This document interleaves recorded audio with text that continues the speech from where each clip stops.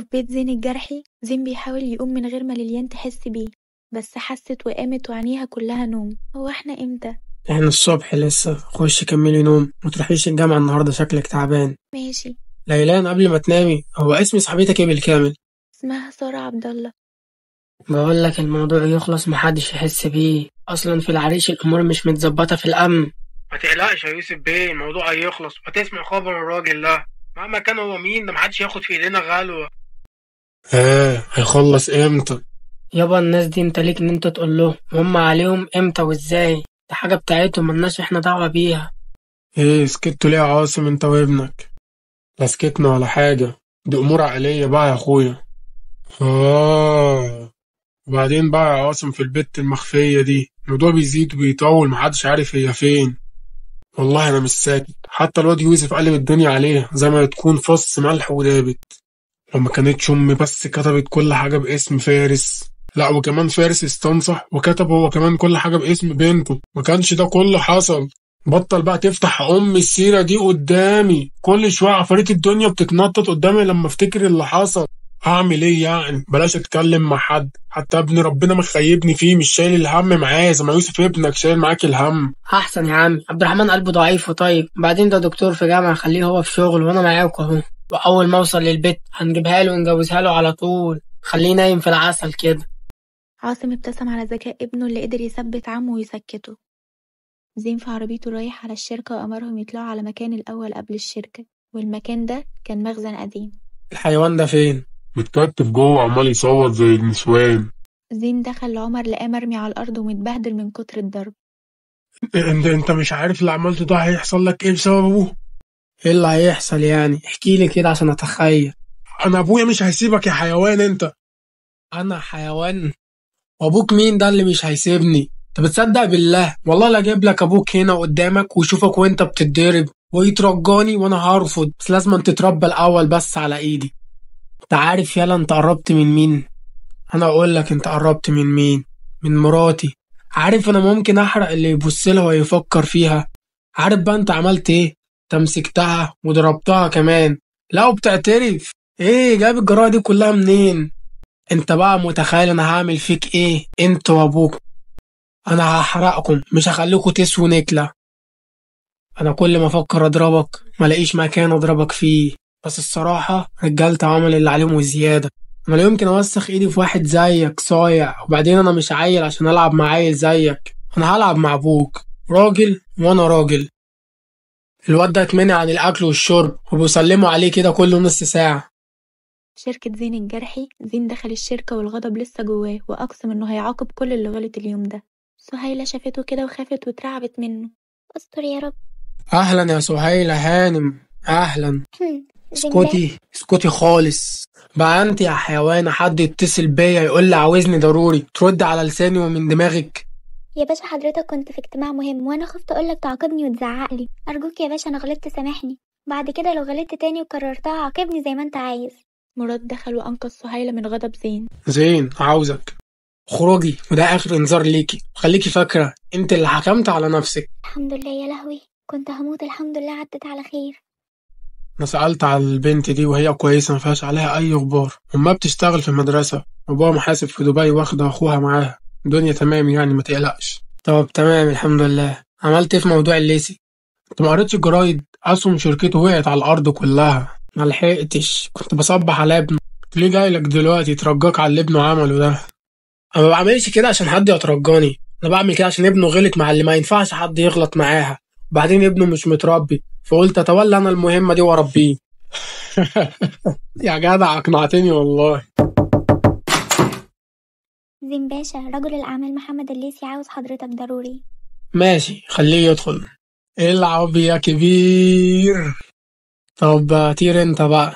الليثي دخل وكان مرتبك ومش عارف يقول لزين الجرحي ايه، مش ممكن يسامحه ابدا ولا هو ولا ابنه. باشا انا جاي اعتذر لك على اللي عمل ابني، يعني اعتبره عيل وغلط. تمام اعتذارك مقبول. بجد يا زين باشا؟ والله ده عيل صايع تلاقيه مش عارف انها مرات حضرتك خالص. يعرف ولا ما يعرفش مش فارقة، بس قول لي انت جاي عشان افرج عن ابنك وهرحمه من اللي انا بعمله فيه، ولا عشان الاسهم بتاعت شركتك اللي وقعت؟ بس ما اظنش انك بتفكر في مصلحة ابنك. انت لو بتفكر اللحظة في مصلحته ما كانش ده بقى حاله.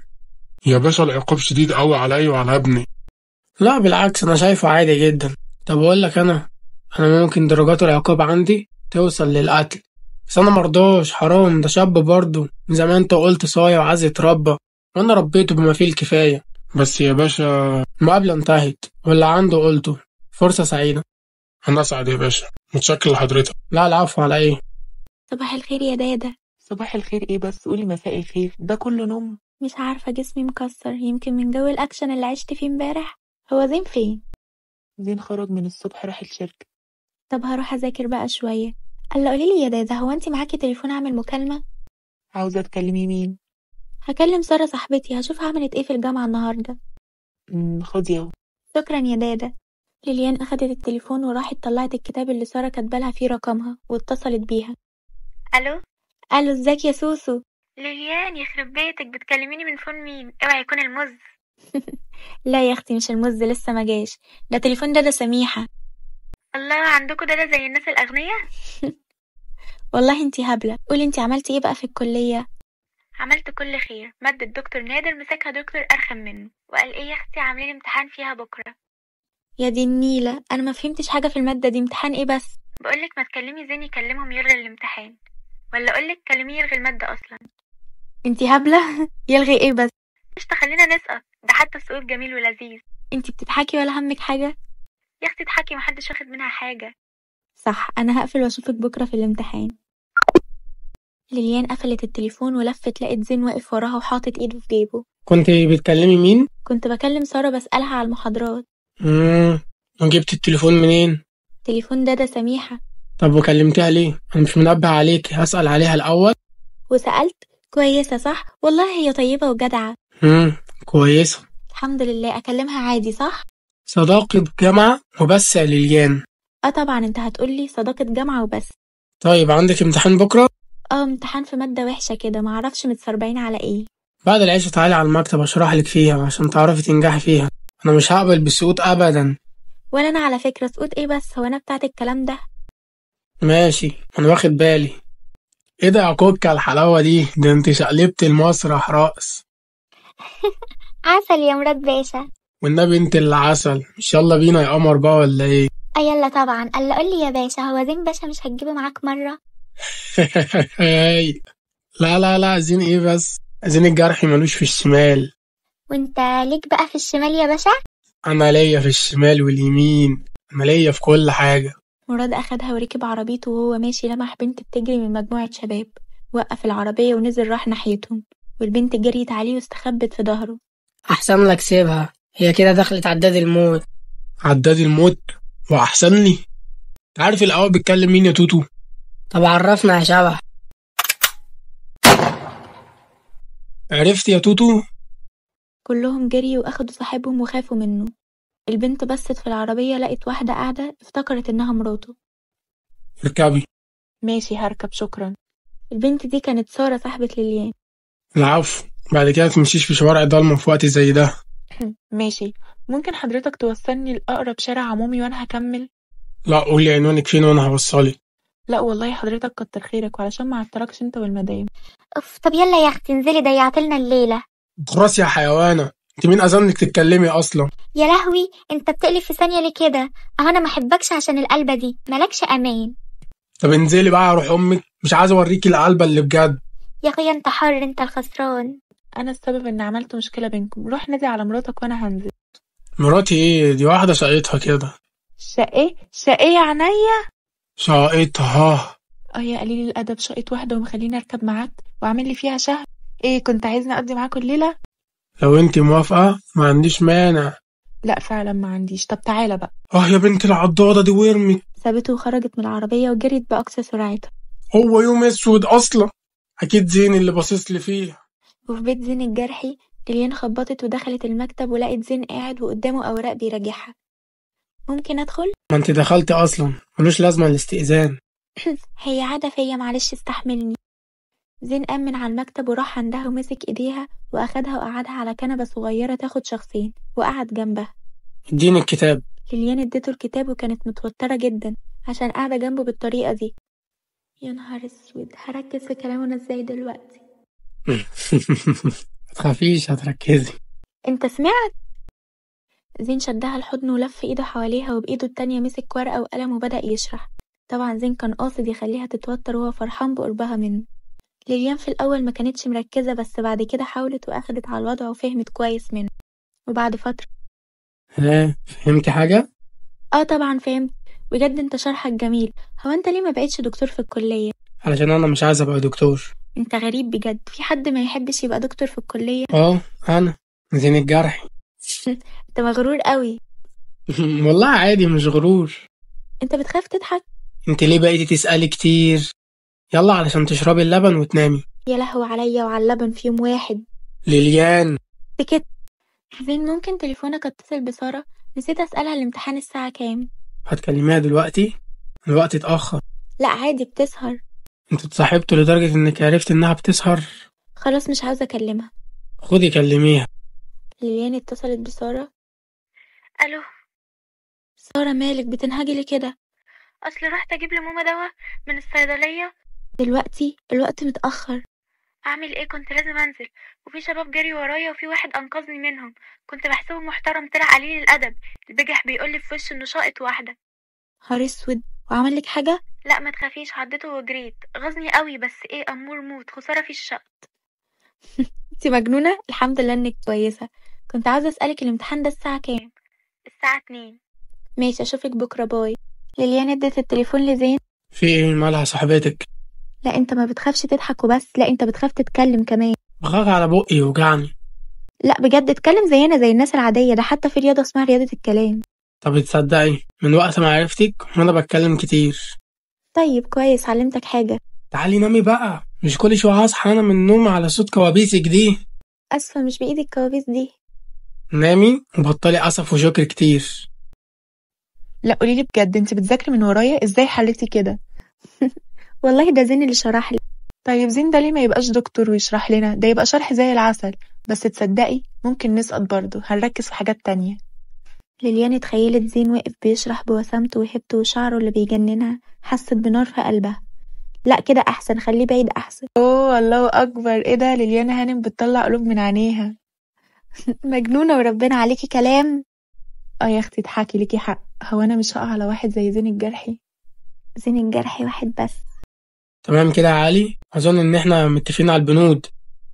بس أهم حاجة عندنا الالتزام بمواعيد والبنود. عيب يا مراد، مش علي باشا اللي اتقال له كده. في الوقت ده ليليان خبطت ودخلت، وزين بصلها بحدة عشان دخلت ولقى علي بيبصلها قوي. في حاجة يا علي؟ أصل شايفك بتبص جامد يعني. لازم باشا، ده انا ببص على الجمال الرباني ده. اصل يا باشا الجمال ربنا خلقه عشان نتأمله. هتولع. ليليان اتحرجت جامد ووشها بقى أحمر، وزين بصلها تخرج وخرجت فعلا. حسك عينك، هشوفك بتلمعها بطرف عينك، هنسى أي حاجة ولا شركة ولا حتى قرابة. ايه ده بس يا زين، هي تخصك في ايه؟ مش دي سكرتيرتك برضو؟ لا مش سكرتيرتي، تبقى مراتي. انت اتجوزت؟ مبروك. يعني ما كنتش اعرف انها مراتك، والله حقك عليا. اديك عرفت. ايمان شوفي مين بيخبط. حاضر. عبد الرحمن، ايه اللي جابك؟ ممكن ادخل اقابل مامتك؟ ماما تعالي. في ايه؟ مين اللي جاي؟ انا يا حاجة، ممكن ادخل؟ تعالى يا ابني اتفضل. ايمان اعملي شاي. حاضر يا ماما. خير يا ابني. انا عارف انك مش طايقاني، بس انا ما اخترتش اهلي يا حاجة. انا عارف انك مش بتحبيهم وليكي حق، بس مش لازم كلهم يبقوا شياطين زي ما كان فيها ليليان، وهي من نفس العيلة. وعمي فارس الله يرحمه من جدتي، في انا كمان والله يا حاجة. انا بحب ايمان قوي يا حاجة. ايمان دي حبي، دي كبرت على ايدي. انت ليه عاوزة تحرميني منها لمجرد ان ليا اب وعم تفكيرهم في الفلوس؟ انا ماليش دعوة بيهم، صدقيني انا شاريها والله، وعندي استعداد احارب الكل علشانها. كلام جميل قوي، والكلام ده ما جيتش تقوله لابوها ليه لما كان عايش؟ ليه استنيت لما مات؟ اقسم لك بالله ان كان كل تفكيري ان اساعد ليليان واخلص من موضوعها، وكان عندي امل ان ابويا ينسى الفلوس بهروبها، بس للاسف منسيش. يا حاجة انا اللي هربت ليليان ليلة كتب الكتاب وجبتها على هنا على عم حسن، وايمان عارفة ده كويس. والله انا بتمنى ان ليليان تفضل هربانة وأهو تبعد عن القرف اللي هنا. هديك قلت قرف وزفت وحقد. أنا إيه اللي يخليني أوافق على جوازك من بنتي؟ اللي يخليكي توافقي حبي ليها، ولو كان على القرف إحنا مش هنعيش هنا أصلا. إحنا هنسافر أنا وإيمان وإنتي، هنروح أمريكا. أنا مقدم على بعثة وإن شاء الله هيوافق. توحيدة قلبها رق عشان شافت الحب في عينيه ولهفته في الكلام وإنه عاوز يقنعها بأي طريقة. طيب تقدر تقولي هتقنع أبوك إزاي هو وعمك؟ أنا راجل مش عيل عشان أستنى موافقة أبويا. أنا أصلا مش هقول ولا هعرفهم حاجة. مش عاوز حاجة تمنعني عن إيمان. بس أنا أمي عارفة وموافقة وهتيجي معايا وقت كتب الكتاب إن شاء الله. طيب اديني فرصة أفكر وأرد عليك. ربنا خليكي ليا يا حاجة، وصدقيني مفيش حد هيحب إيمان زيي والله. وزي ما ليليان قطعت علاقتهم معاهم أنا كمان هقطعها. عبد الرحمن مشي وإيمان جت جري على أمها. شكرا يا ماما إنك اديتيله فرصة وسمعتيه. بتحبيه يا إيمان؟ يا ماما بحبه، بس أنا كبرت على حبه ليا والله. هو طيب قوي، مش ذنبه إنه له أهل زي دول. هعمل استخارة وأقولك قراري. ماشي يا ماما. يا عبد الرحمن، كنت بتطمن على الحاجة توحيدة ولا على إيمي؟ اخرس، ما تجيبش اسمها تاني على لسانك. مالكش دعوة بيها أحسن لك. ماشي يا عم الغيور، مالك في إيه؟ أنا ماشي من وشك. أنا سايبك بمزاجي يا عبد الرحمن الكلب، عشان لما الهانم تظهر تبقى لوحدي وبس. زين باشا أنا خلصت. هو أنا مش قلت قبل كده بلاش باشا دي؟ ليليان لقيته متنرفز وحبت تهدي الوضع. حاضر يا باشمهندس زين. يلا أنا هاخدك تروحي معايا، أنا مشيت كريم من بدري. زين أخدها ووقفوا في الأسانسير وليليان عمالة تاكل في شفايفها، ودي عادة فيها لما بتتوتر وهو مش على بعضه. زين زقها وسندت على المراية وقرب منها وبسها بغل كل ما يفتكر كلام علي الباشا عليها. ليليان حاولت تاخد نفسها ومش عارفة. زين اوعى ابعد. إياك أشوفك بتعملي الحركة الزفت دي تاني. ليليان هزت راسها وقلبها بيدق بعنف منه. عملت إيه في الامتحان؟ الحمد لله كويس؟ ليليان حاطة وشها في الطبق ومش عارفة ترفع وشها. ارفعي وشك. ليليان رفعت وشها وعملت نفس الحركة اللا إرادية. قومي نامي. ها؟ بقولك قومي من وشي. هو انت كل شوية تعملني كده وتتعصب عليا؟ انت غريب بجد. بص انا مخصمك ما تكلمنيش. نعم؟ ايه مخصماك دي؟ مخصمك يا زين، واياك تيجي ورايا واياك تقولي اشربي اللبن، وربنا ما انا شاربة بس. ها؟ وجريت وراحت على الأوضة ونامت على السرير وقعدت تعيط. هي ليه مش فاهماه؟ هو ليه كده؟ ليه بتحسه في حنية الدنيا كلها، وليه بتحسه قاسي وقلبه حجر وجارح زي اسمه بالظبط؟ سارة أنا همشي بقى، اتأخرت على الشركة. ماشي روحي انتي وما تنسيش تفكري نخرج مع بعض يوم. ماشي هفكر وارد عليكي. أنسة سهيلة باشمهندس زين جوه؟ موجود، ادخلي، انتي هتتبسطي قوي. مجنونة دي ولا ايه؟ خبطت ودخلت لقت واحدة واقفة جنب زين وبتتكلم في شغل. لحظة، دي بتتكلم في شغلها. مين دي؟ باشمهندس زين. أهلا يا ليليان، اتفضلي. دي نورة سكرتيرتي الجديدة. مكان سهيلة؟ لا، مكانك انتي. أمال أنا هروح فين؟ انتي مرفوضة. نعم مرفوضة؟ استغنيت عن خدماتك. استغنيت عن خدماتي؟ انت بتهزر يا زين؟ أنا هزر معاكي ليه يا هانم؟ بعدين اسمي باشمهندس زين. بعدها زين جاله تليفون ورد عليه، ونورة قعدت تبص لليان بتهكم واضح. استغنيت عن خدماتي ورفدتني؟ استنية ايه تاني يا ليليان؟ لا لازم امشي، انا مش هنزل تاني، ولا انت هتشوف وشي تاني يا زين حتى لو رجعت الاهل. وجريت وهي بتعيط ونزلت الشارع. مالك يا هانم، حضرتك كويسة؟ انا مش هانم وملكش دعوة بيا، اللي مشغلك رفدني، تقدر ترتاح. كان لازم تفهمي يا ليليان بعد موت عم حسن ان الدنيا بتديكي انذار، مفيش حد هيفضل جنبك للأبد. وهو زين كمان استغنى عني. ليلى، ليليان فين؟ معرفش، خرجت وقالت هتروح الحمام. ماشي، لما تيجي دخليها على طول. ماشي. سهيلة خرجت ونور قابلتها في وشها. ليه قلتله انها راحت الحمام؟ فتحي دماغك دي معايا، اصل مش ناقصة. عاوزاني يا هبلة اروح اقوله دي خرجت معيط عشان يجري وراها؟ يا لئيمة، انت عاوزة تكسبي وقت تكون هي مشيت وغارت في داهية. ايوه الله ينور عليكي، فتحي دماغك الحلوة دي معايا. ليليان ماشية تايهة ومش عارفة هي رايحة فين ولا اصلا هي فين. حست بوجع الوحدة والخوف، الخوف مالي قلبها. طيب تعمل ايه وتروح فين؟ عقلها مش ساعفها ولا عارفة تفكر، كل اللي هي بتفكر فيه كلام زين ليها. سارة فجأة جت قدامها وافتكرت انها حفظت رقمها. راحت عند كشك صغير وطلبت منه تعمل مكالمة تليفون. لو سمحتي عاوزة أعمل مكالمة ضروري. اتفضلي يا بنتي.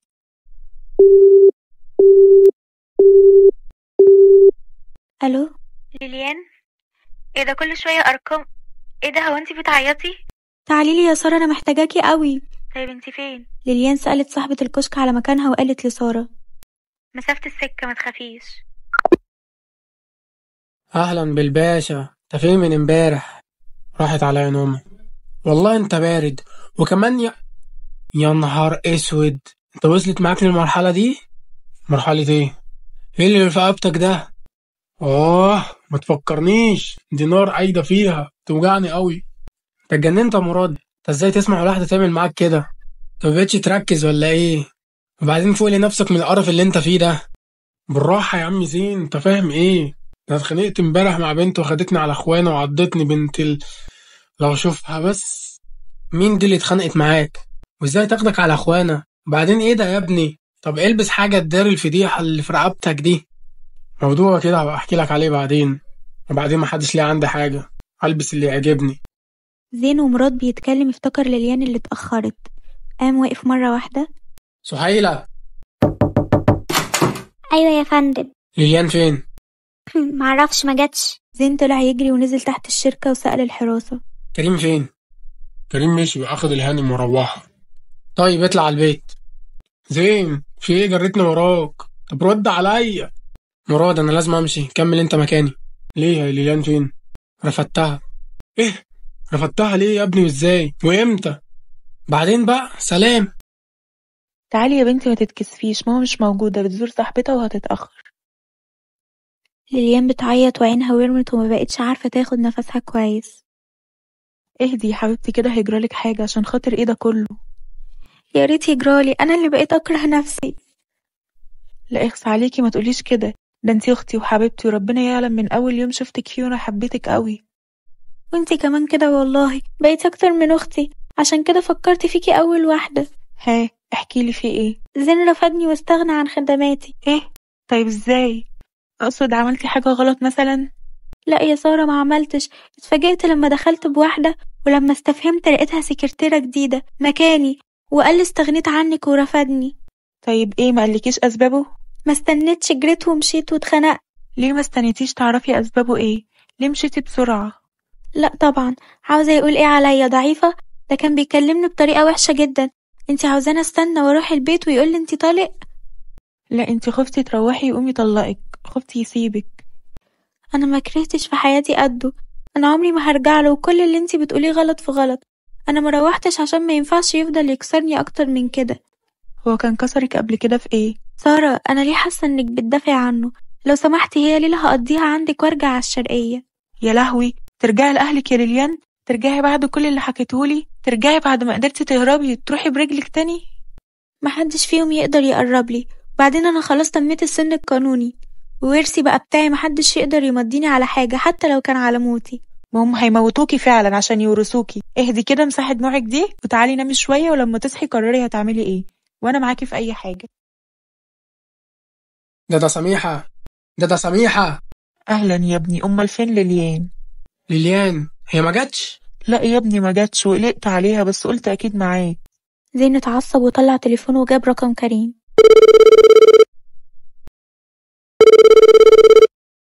الو. ايوه يا باشا. ليليان هانم فين؟ وانت فين؟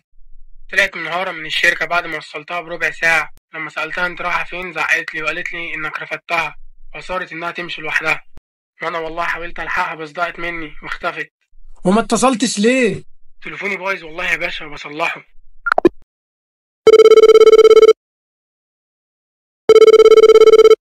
ايه يا زين؟ بسرعة اديني عنوان سارة صاحبتها. سارة مين؟ صاحبة ليليان. طب اقفل ابعتهولك المسج دلوقتي. أخيرا ظهرت يا بنت فارس. ملكش دعوة بيا، محدش له دعوة بيا، وإياك تفكر تضربني تاني. لو ايه جاية برجلك؟ لو ايه كمان جاية بتخربشي؟ أنا مبسوط أوي. أنا النهاردة أسعد يوم في حياتي. ده الليلة ليلتك النهاردة. يوسف مش كنت عاوزها؟ براحتك، عندك ايه، عايز اسمع كل خير. اخيرا يا ليلو جيتيلي. انت جيتي عشان بتحبيني صح؟ انا بكرهك وما بكرهش حد قدك. وانا بحبك وبموت فيكي وبتمناكي في كل لحظة. تعالي يا قلبي. ابعد، هموتك يا يوسف لو قربت مني.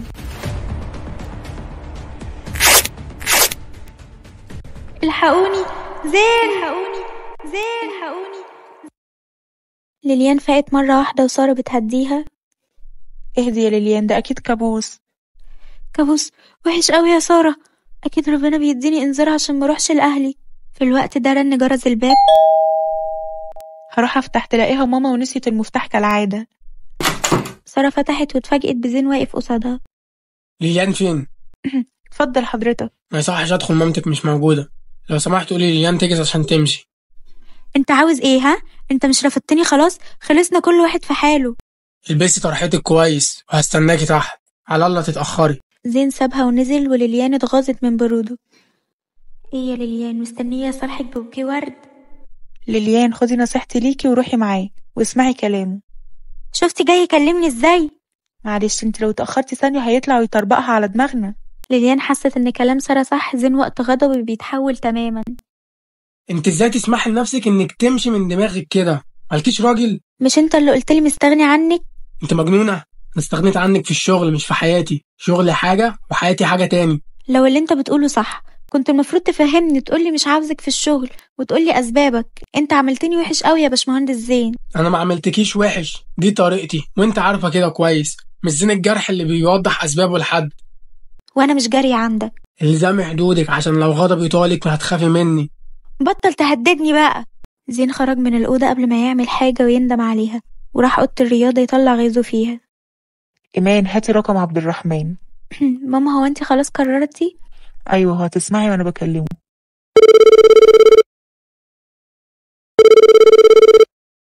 الو، ازيك يا ابني؟ اهلا يا حاجة. ايه قررتي؟ أيوه يا ابني أنا موافقة، بس لسه موافقة قريبي اللي في السعودية زين. هتصل بيه ينزل في أي وقت. براحتك خالص يا حاجة، المهم موافقتك. لا المهم موافقة قريبي ده الكل في الكل. تمام، ممكن ابقى اجيب امي وتقعد معاكوا شوية. ماشي يا ابني، تشرف في أي وقت. الراجل ده ما اتصلش. الو، عملت ايه؟ اتصابوا ونقلوه العناية المركزة. هو انت بعت لي واحد حمار مش عارف الفرق بين الاصابات والموت؟ ما تقلقش، امور تعدي، هو في المستشفى هنخلص عليه. انا عاوز اسمع المرة الجاية كل خير عشان ما ازعلكش. ابن الكلب هرب حتى من الموت. يوسف عزت لو فاق هنروح في داهية. ما تقلقش بقى يا بابا، لو هما ما يعرفوش انا هروح بنفسي واخلص عليه. زين بيلعب رياضة وكأنه بينتقم منه ومن نفسه، وكان متعصب وعلى آخره. تليفونه رن وكان رقم توحيدة وقلق جدا.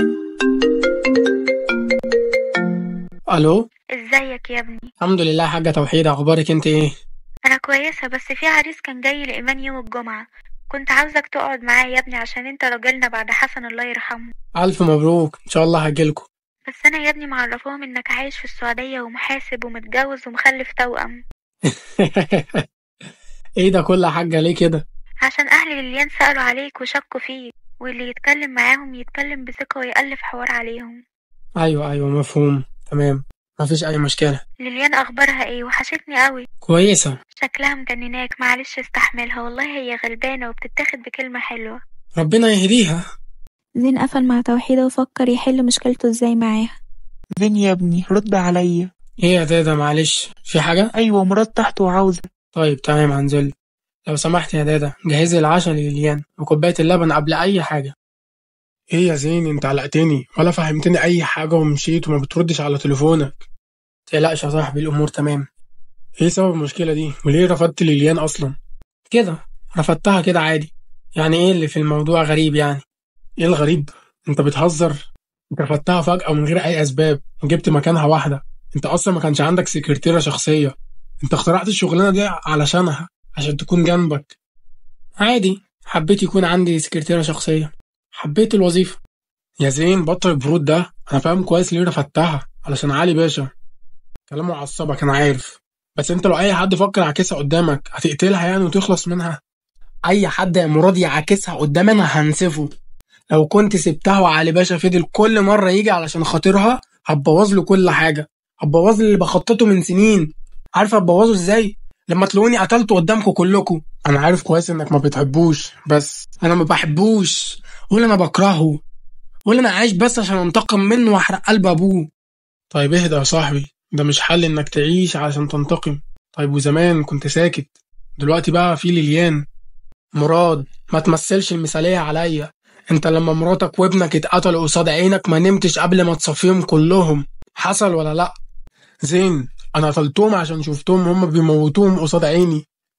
بس انت بقى عداوتك مع علي باشا مبنية على الباطل. ومين قال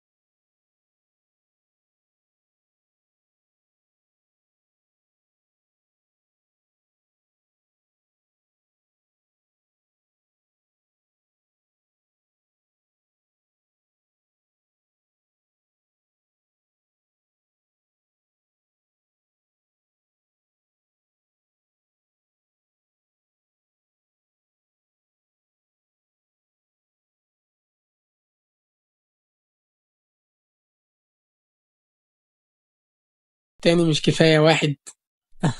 هاي انت الخسران وانا في زي اصلا. يلا بقى انا همشي، عايز حاجة؟ يلا يا ست البنات قومي عشان تاكلي. مش عاوزة حاجة. لا كده غلط يا ليليان، انت باين عليك التعب وبعدين زين هيزعل. ما يزعل، أنا مالي. وبصي ما تجيبش سيرته قصادي. طب وطي صوتك يا بنتي، بلاش مشاكل، اشربي اللبن ونامي. ليليان مسكت الكوباية ورمتها في الأرض وكسرتها من كتر العصبية والغيظ منه. زين كان تحت وسمع حاجة بتتكسر، خاف وجري على ليليان ودخل لقاها واقفة بكل عصبية وبتعيط وبتتحداه في نفس الوقت وكوباية اللبن مكسورة. اخرجي بره يا دادا دلوقتي. يا ابني انا اللي كسرتها، وقعت غصب عني. لا أنا اللي كسرتها، وكويس إن ما كسرتش الصينية كلها. يا لهوي. اخرجي بره يا دادا دلوقتي. دادا سميحة خرجت ومنظر زين ما يبشرش بالخير أبدا، وليليان بعد ما كانت بتتحداه بقت ميتة في جلدها من الخوف. تعالي هنا قربي. لا لا لا، انت هتضربني. ليليان تعالي هنا فورا. قلت لك لا.